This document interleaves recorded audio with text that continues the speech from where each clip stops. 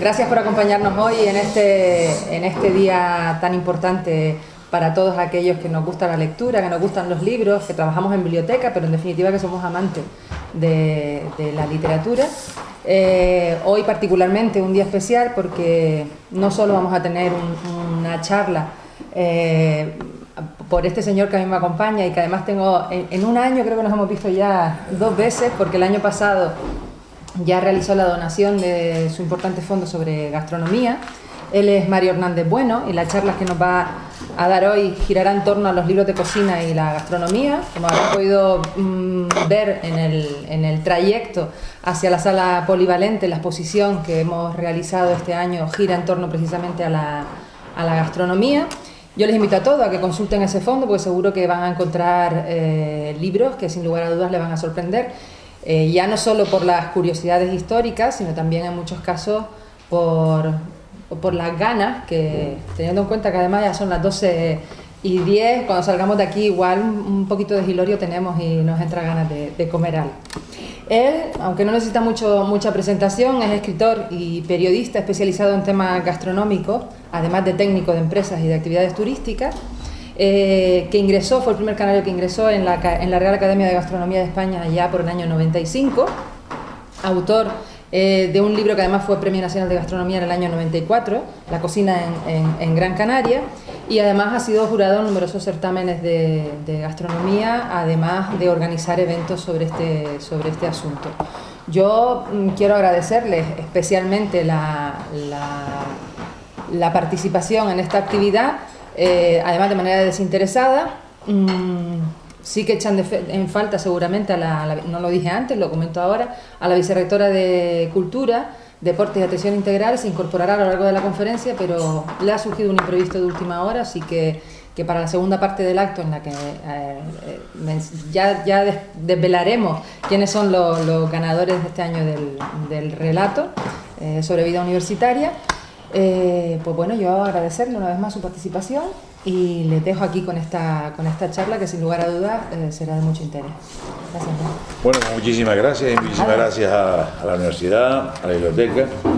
En realidad, de las conferencias que he dado, porque las conferencias de gastronomía son bastante divertidas, muy resultonas, esta es una conferencia, esto es una charla un poco rollo, porque hablar de libros, de historia de libros, no me parece lo más importante, pero bueno, es lo que toca.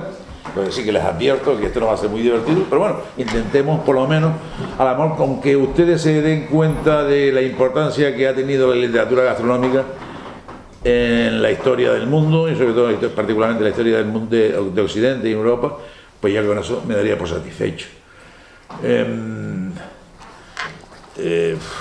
Sí, porque aunque parezca que el tema de la gastronomía es un tema un poco baladí, un poco de segunda mano, yo intentaré también a través de esta charla pues demostrarle la importancia que ha tenido en toda la humanidad y en todos los tiempos más remotos la gastronomía como elemento de humanidades.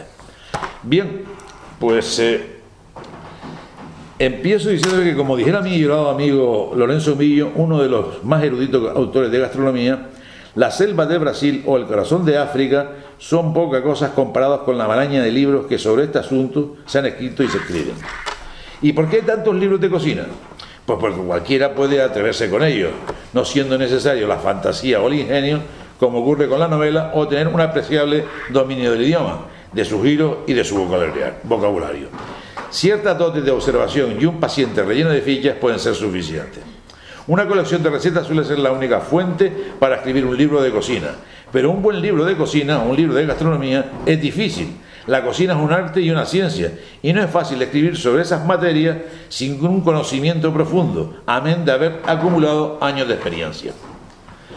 Es fácil encontrar títulos como la cocina o la gastronomía de una región o de una nación, y después encontrarnos con recetas agrupadas de forma rutinaria, sin una ordenación sistemática o un estudio comparado. Los libros de gastronomía, es decir, aquellos que abordan este aspecto de la cultura, son los menos, pues como acabo de decirles, es asunto dificultoso. Es más, obras que estudian la gastronomía de forma genérica han sido escasas. Si bien en los últimos 10 o 15 años han surgido libros muy interesantes, abundan sobre todo los que se ocupan de un determinado aspecto, como puede ser de un país o un grupo de alimentos concretos, y son especialmente abundantes los que se refieren al mundo del vino, pero por esta otra razón de tipo comercial. Y como por otra parte han proliferado en todos los países las revistas especializadas, que suelen contar con competentes colaboradores, bien puede decirse que para el aficionado a la gastronomía el problema de la fuente de información no es otro que efectuar una sesuda selección ante tan tumultuaria oferta.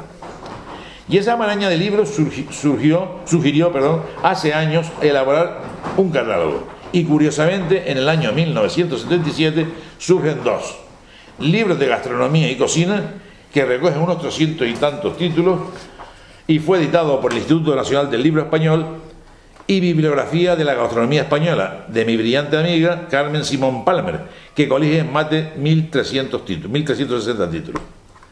El primer libro aborda el asunto haciendo en plan introducción un repaso a la historia a través de la alimentación, la cocina y la gastronomía. Y en el segundo lo hace con una introducción en donde explica lo difícil del trabajo de recopilación debido especialmente a la dispersión de las obras, muchas de ellas recluidas en colecciones privadas de difícil acceso. Si bien ambos catálogos coinciden en denunciar la enorme proliferación de libros. Según Simón Palmer, desde la Edad Media hasta hoy quizás no haya existido en España un tema tan cultivado por escritores de la más variada condición y finalidad, pues van desde el cocinero famoso que decide revelar sus secretos al prócer refinado que hace un histórico balance de las delicias experimentadas por su paladar. Y así, mientras que en los primeros tiempos destacan las obras dedicadas a las comidas de los reyes y nobles, en donde se evidencian las enormes posibilidades gastronómicas por quienes poseen recursos ilimitados, según la sociedad ha evolucionado económica y culturalmente, el público objetivo ha venido siendo más amplio hasta llegar a fórmulas de aplicación multitudinaria. Y dentro de esta rama destinada a la gente corriente van estableciéndose distinciones que constituyen en nuestro día secciones especiales, como las dedicadas a platos para enfermos o para niños, las especialidades para fechas determinadas, Navidad, Cuaresma, etc., o de ocasiones especiales. Lugar aparte merece cuanto se relaciona con el fomento de las cocinas regionales y, por supuesto, aquellos textos de carácter técnico utilizados en escuelas de hostelería y cocina, por lo que de necesario se hace manualizar los servicios de mesa y de bar que a la postre tratan de perpetuar culturas materiales.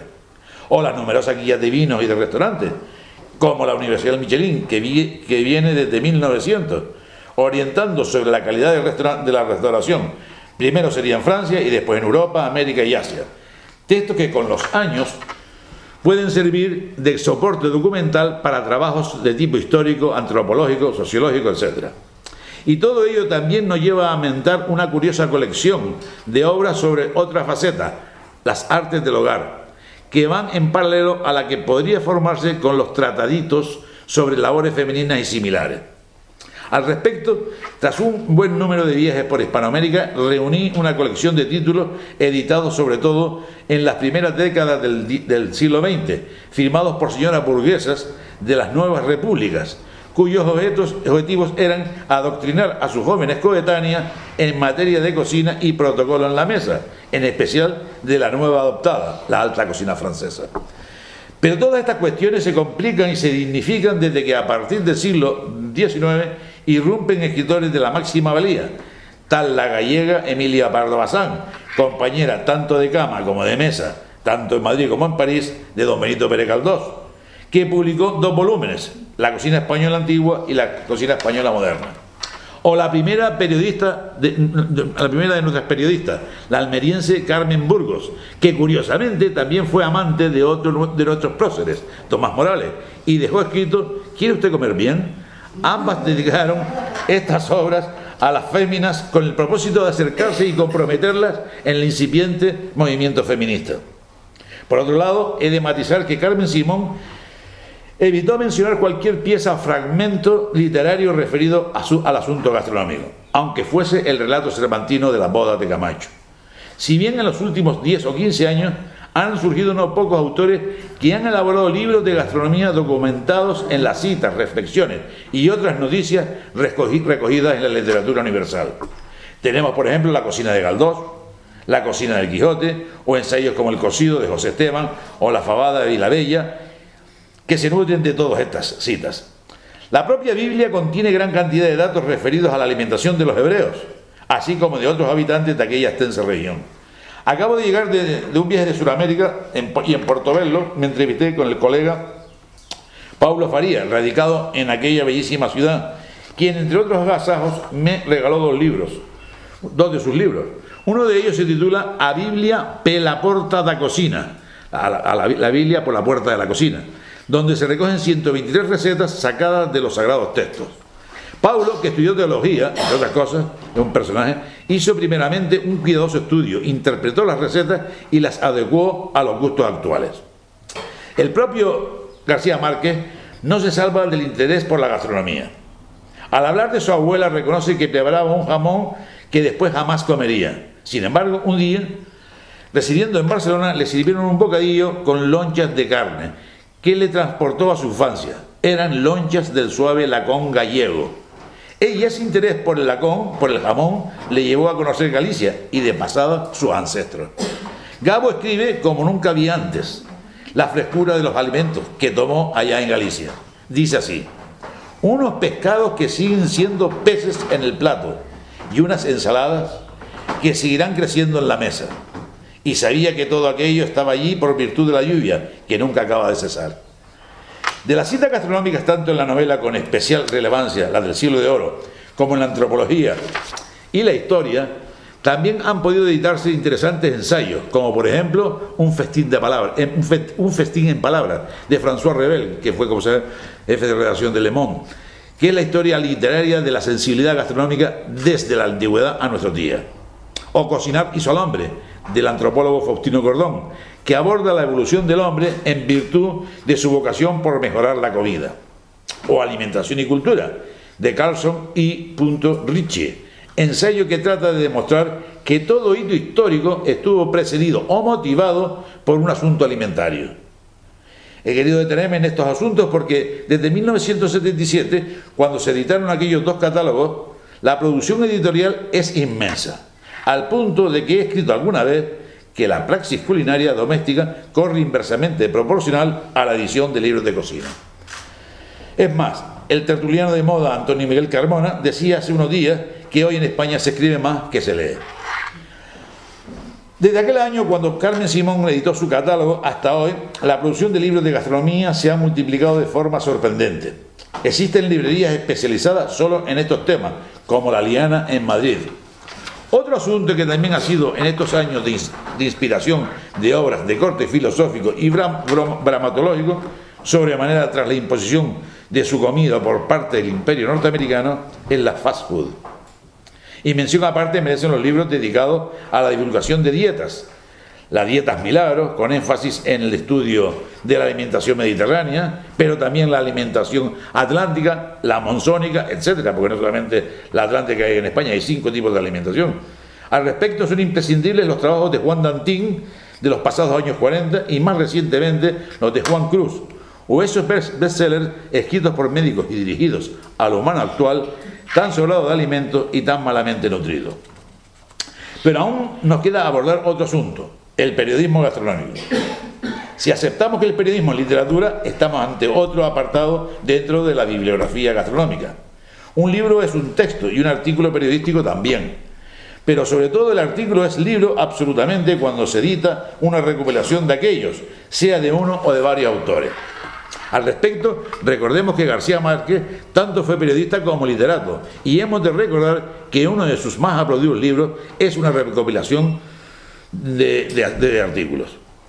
Y de libros de artículos gastronómicos tenemos, a partir de la segunda mitad del 20, obras notables merced a las plumas de Néstor Luján, Xavier Domingo, Llano Lloro Ortiza, Víctor de la Serna, Lorenzo Millo, Miquel Corcuera, etcétera, etcétera. Textos magníficos y hasta diría que fundamentales. Y recordemos que en la primera mitad del siglo pasado surge un periodista excepcional, un maestro del artículo, mi admirado y también de todos los que nos dedicamos a la tarea de dejar nuestras reflexiones.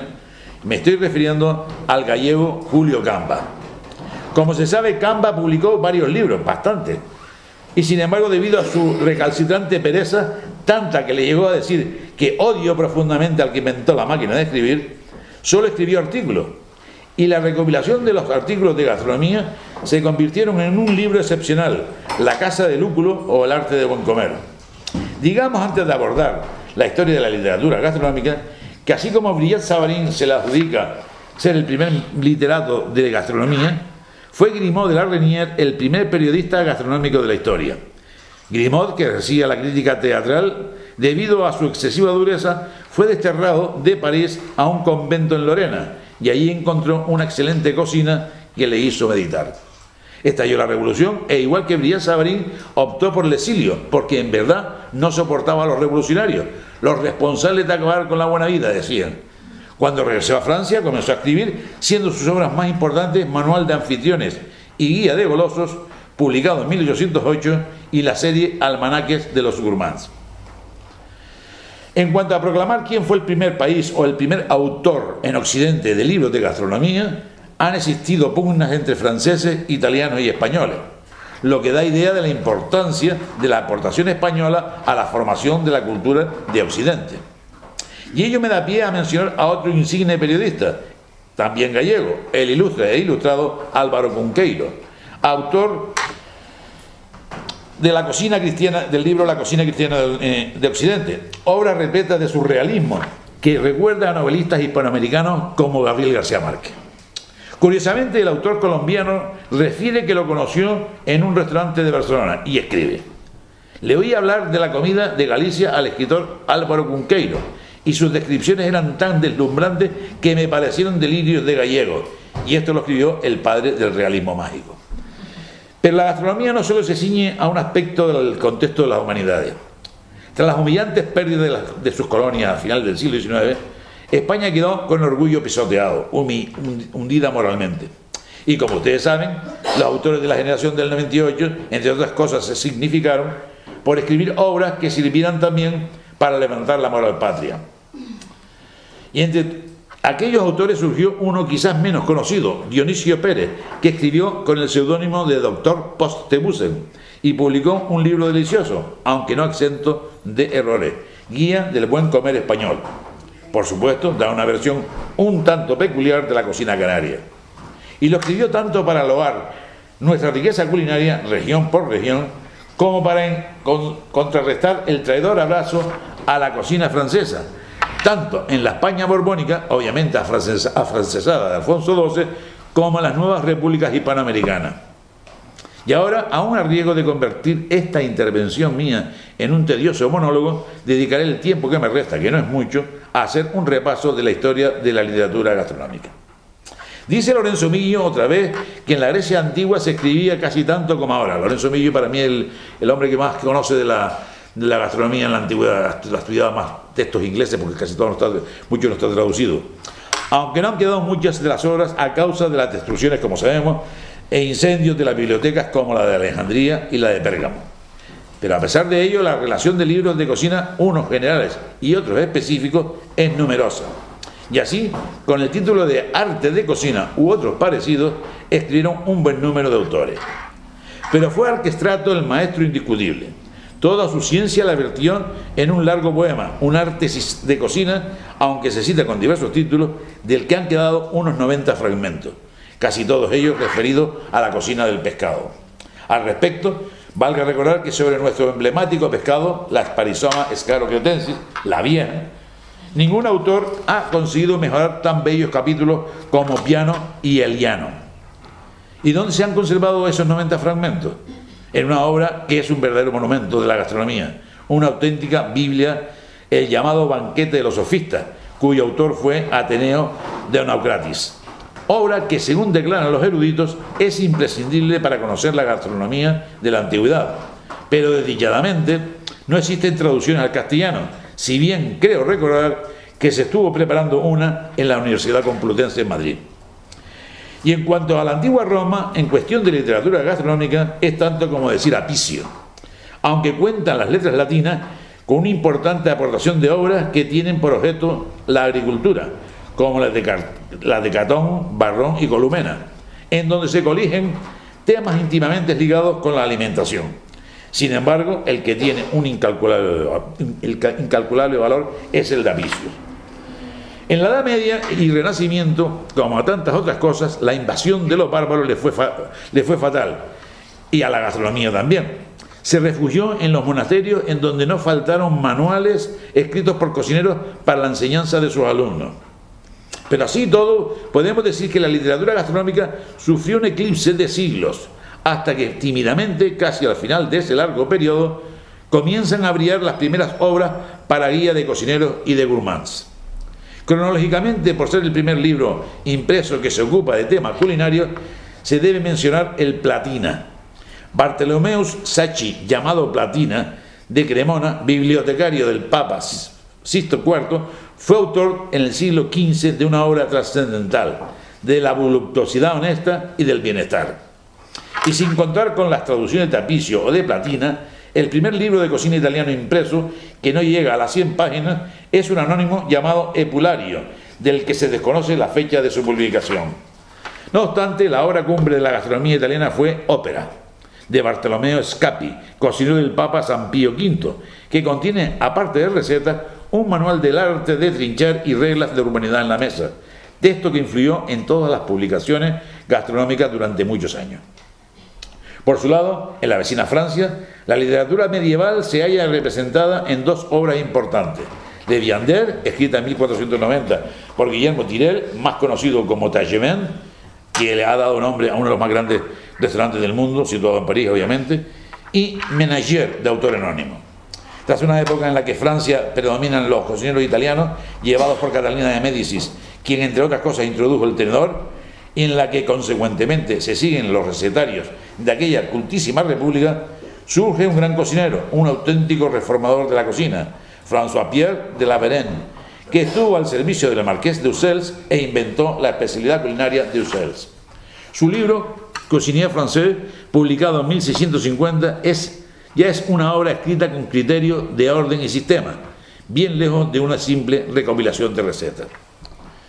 Y sin pararme a mencionar otros astros menores, pasaré a un breve comentario sobre una estrella de primera magnitud, tal vez la más deslumbrante del firmamento gastronómico, Villatte-Savarin. Su Fisiología del Gusto fue publicada en 1825 y es sin lugar a dudas el libro más importante del género. Savarin nos dice: el placer de la mesa es de todas las edades, de todas las condiciones, de todos los países y de todos los días. Puede asociarse con otros placeres y es el que nos consuela de la pérdida de los demás. En cuanto al celebérrimo cocinero Marie-Antoine Carême, digamos que fue un preclaro autor, y todas sus experiencias y doctrinas la vertió en Les Meutes de Hôtel Français, que viene a ser un estudio comparado de la antigua y moderna cocina francesa. De la misma época fue el mayordomo de Luis XVIII, Luis de Cussy, nombrado por Napoleón barón de Cussy, quien consideró la cocina de la siguiente manera: es el arte de la perfección donde debe quedar excluida toda extravagancia. Y según de la Reynier, entre otras cosas, este señor se inventó nada menos que 366 recetas con pollo. También escribió Cussy un art culinaire y un poema publicado en 1810 titulado Art de dîner à la ville. Y para no hacer demasiado larga esta charla, solo mencionaré a 4 de las grandes figuras del XIX. Por ejemplo, a Alejandro Dumas y su gran diccionario de cocina, Prosper Montagnier, a quien se le atribuye aquella frase de que el descubrimiento de un nuevo plato hace más feliz a la humanidad que el descubrimiento de una nueva estrella, al gran Kurnowski, que dejó un magnífico recetario sobre las cocinas regionales de Francia, y al genio de Auguste Escoffier, considerado cocinero de reyes y rey de los cocineros. Su prontuario fue texto de cabecera de todos los cocineros, sobre todo a partir de los primeros años del 20 y en especial de la Belle Époque. España. En cuanto a la población española, podemos decir que es tan importante o más a finales de la Edad Media y principios de la moderna, e incluso con mayor singularidad, puesto que surgen libros tanto en la España musulmana y judía como en la cristiana. En la España cristiana es en Cataluña donde encontramos los libros más importantes. El más antiguo es un manuscrito llamado La Canoja, que no es un libro de recetas o métodos culinarios, sino una guía para los clérigos de Tarragona, en donde se les instruye de los alimentos que podían o no podían comer en Adviento, Cuaresma, y las restantes conmemoraciones y fiestas que señala la Pacta. Más el primer libro importante es el titulado Saint-Sauvé, obra anónima, aunque en el prólogo su autor alude a un cocinero del rey de Inglaterra. Debió de escribirse a principios del siglo XIV y de él se conservan dos manuscritos, uno en la Universidad de Barcelona y otro en la de Valencia.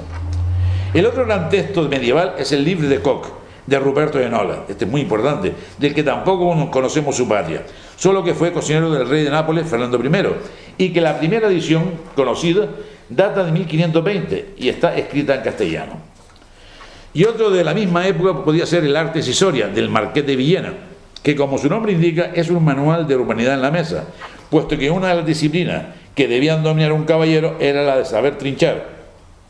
El libro permaneció manuscrito e ignorado durante siglos y no se imprimió hasta 1766, por lo que su influencia en otros recetarios ha sido prácticamente nula.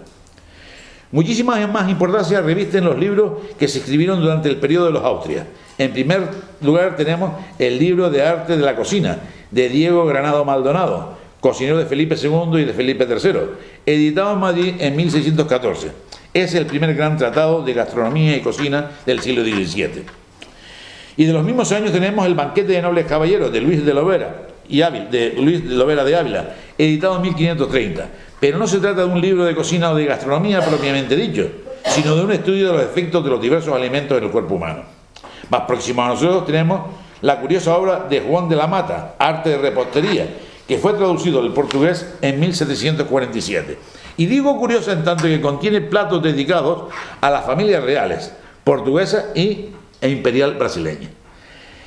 Y en otro lugar tenemos el Arte de Cocina, Pastelería, Bizcochería y Conservería, de Francisco Martínez Montiño, que se editó en Madrid en 1661, con la particularidad de que tuvo una gran influencia por haberse reeditado en muchísimas ocasiones.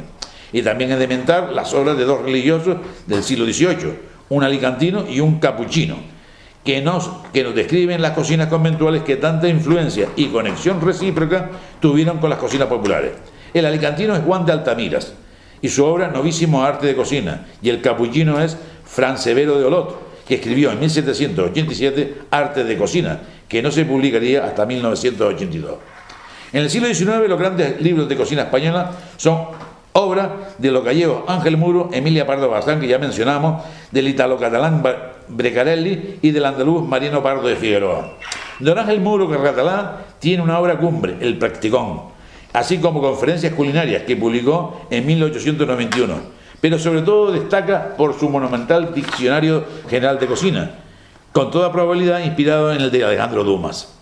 Y vale la pena traer a Brecarelli, distinguido cocinero como se llamaba él, por su manual de cocina española y americana, que se editó en Barcelona en 1886, y es para los avesados bibliógrafos, obra muy difícil de encontrar. Podemos decir que es tan breve como importante, pues ofrece un aspecto inédito hasta ahora, que era la cocina colonial española. Fue reimpreso en el año 1935 en 17 ocasiones, el mismo año.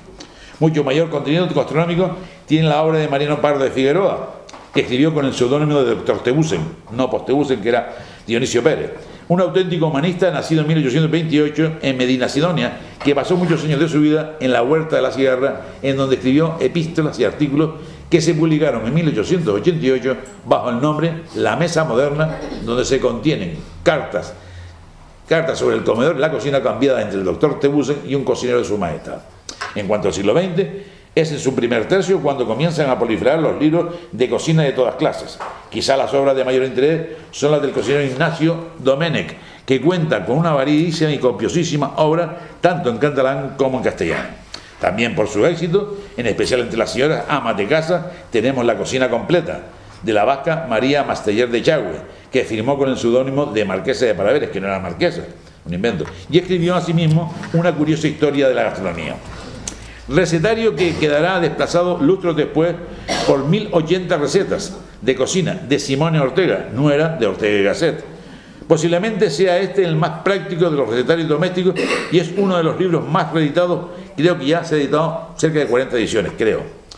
Y tenemos la obra del gran cocinero y tratadista José Serrao, con el que yo me formé como director de hotel, o el no menos importante cocinero aragonés Teodoro Bardají, cuyas obras son imprescindibles tanto para el estudioso como para el inquieto cocinero. y tras la contienda civil se producirá en España la gran eclosión editorial.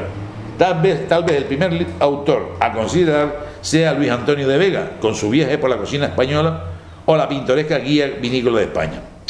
De Vega anduvo por nuestra isla, y entre otras cosas destacó los callos que servían el restaurante de la desaparecida Fábrica de la Salud, que estaba por Bravo Murillo. Su ejemplo, escribir de gastronomía y viajes, lo han seguido muchos, por lo que me limitaré a citar los que creo de mayor interés. Es trascendental importancia la obra Lo que hemos comido, de José Pla, que según reputados autores como Lorenzo Millo, es uno de los mejores libros que se han escrito en Europa sobre gastronomía. Y por completar un ramillete de autores contemporáneos, citaré a Néstor Luján y entre su copiosísima obra, las recetas de Pickwick, Nueva receta de Pickwick, Viaje por las cocinas del mundo y Carnet de ruta, que es una recopilación de artículos, amén de dejar una interesante y bien documentada historia de la gastronomía, escrita con posterioridad a la historia de la gastronomía española del doctor Manuel Martínez Llopis. Y no podemos terminar este breve repaso de la historia de la literatura gastronómica sin dejar de mentar a los hermanos Javier y Eugenio Domingo, a Jorge Víctor Sueiro, a Luis Betónica, a Lorenzo Millo, etc. Todos ellos fallecidos en los últimos 10 o 15 años, cuyas obras son imprescindibles en toda biblioteca que se precie. Obras que se recogen en 2 colecciones: Ventanón, que dirigió el propio Eugenio Domingo, y Los 5 sentidos de Tusquet Editores. Canarias. En cuanto a nuestras islas, la edición de libros de gastronomía estuvo huérfana hasta creo que después de la Guerra Civil, o al menos es lo que he podido advertir. Pues que yo sepa, el primer libro es La cocina canaria, que fue editado por la librería Research muy probablemente tras la lamentada contienda, es decir, la Guerra Civil. Y digo probablemente en tanto que en sus títulos de crédito no figura la fecha de la edición, y está firmado por E. Martínez y J. Ruiz, personajes desconocidos al menos para mí. Se trata de un heterodoxo recetario, lo mismo recoge recetas españolas que francesas o italianas, así como otras puramente isleñas. Nuestro archipiélago ha estado huérfano de autores costumbristas, así que para obtener documentación sobre la alimentación y la gastronomía en su devenir histórico hemos de acudir a cronistas como Fructuoso, Abreu Galindo, el padre José de Sosa, etcétera, etcétera, o relevantes historiadores y sobre todo a viajeros y residentes extranjeros, comenzando por el británico Thomas Nichols. Pero sin embargo hubo isleños que dedicaron a la vida cotidiana algunas obras interesantes. Tenemos al periodista majorero Isaac Viera y a los doctores gran canarios Domingo J. Navarro y Víctor Graubasas, o al delineante Cirilo Moreno, cuyos párrafos sobre gastronomía también pueden servir para armar ese esperado libro sobre la historia de la alimentación en Canarias. Y no puedo dejar de citar la gran obra enciclopédica del polígrafo José de Vides y Clavijo, Historia Natural de las Islas Canarias, cuyas entradas suelen ofrecer algunos datos gastronómicos interesantísimos. Y es importante asimismo el trabajo del admirado historiador José Miguel Alzuola, en especial su obra La Navidad en Gran Canaria, o de otros historiadores que de pasada ofrecen datos que también pueden servir para culminar ese necesario texto que, repito, es la historia de la alimentación o de la cocina en Canarias. Y me estoy refiriendo a historiadores contemporáneos como Romeo de Armas, Antonio Betancourt, Manuel Lobo Cabrera, etc. Y tras aquel curioso libro considerado como el primero, en el año 1982, mi llorada amiga Josefina Mujica publica el libro de la cocina canaria, que es otro recetario, aunque más ortodoxo, puesto que prácticamente solo recoge formulaciones de las cocinas populares y burguesas de las islas. Pocos años después, a finales de los pasados 80, el entusiasta canarista Sánchez Araña escribe un interesante recetario con algunas aportaciones y comentarios de orden costumbrista. Y será a partir de esas 2 obras cuando surgirán más y más recetarios, entre los que cabría destacar el de la reina Alvarita Padrón, sobre la cocina de su isla, o la de una menos conocida Alma Hernández, que según he sabido, se trata del seudónimo de un autor tinerfeño, que dejó 2 volúmenes, uno de cocina y otro de repostería. Y todo ello hasta que la editora tinerfeña Tauro encarga en 1993 y 1994, respectivamente, los 2 primeros libros de gastronomía, es decir, textos con aportaciones históricas, costumbristas y antropológicas. Son estos La cocina de Tenerife, del tinerfeño Manuel Iglesias, y La cocina en Gran Canaria, de Suyama, cuyo autor consiguió en 1994 el primero de los Premios Nacionales de Gastronomía y el único que aún permanece vivo en el archipiélago. Posteriormente se seguirán editando más y más libros de recetas sobre todo de plumas femeninas, hasta que a principios del siglo actual surge la obra de José H. Chela, El sabor de las islas, que son 7 libros, uno por cada isla, sufragados por ECANSA, es decir, por el Gobierno Autónomo de Canarias. Y sigue corriendo por las librerías un raudal de nuevos recetarios, posiblemente unos 50, muchos de cocina y menos de gastronomía. Y muchas gracias.